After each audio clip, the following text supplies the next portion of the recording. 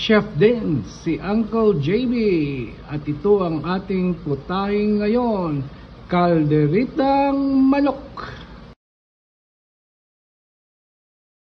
Ayan, naglagay tayo ng kunting oil para ating igisa ang mga panakot.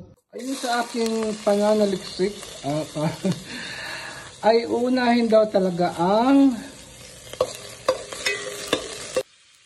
saka isunod natin ang bawang kasi dapat pala mas mauna ang sibuyas. So ito, tustahin ko muna ng kaunti yung patatas para maano siya, mas masarap. So dapat pag ginisa or sinangkutsa mo yung mga gulay, ay dinagdag ko na ang carrots at ang bell pepper para mabango siya kasi ang bell pepper. So ngayon ay isisimmer na natin yon ating mga gulay.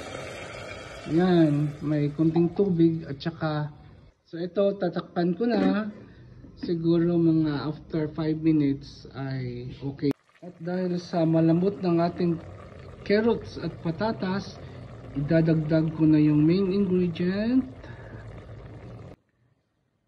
Ito yung chicken pork adobo dahil nga sa marami siya.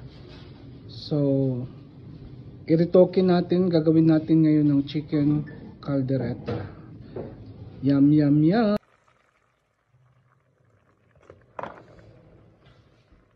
Ito, naglalagay ako ng tomato paste. Wala kasi akong naubusan ng tomato sauce. So yung tomato paste ang aking mali dahil itong tomato paste pala dapat dinidissolve muna ito sa water. So ngayon, nagdagdag ako ng water para ma-dissolve siya. Sa ngayon ay idagdag ko na ang masarap na. So narito yung pork and beans. 2 lata ito para mas masarap ang ating manik. Ayan, may tomato sauce.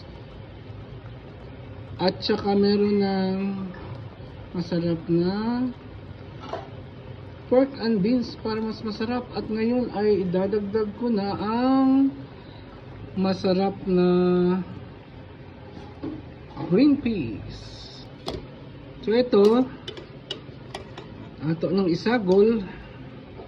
Kung sa Tagalog pa ay paghaluin na natin ang mga ingredients. Ayan. At nagdagdag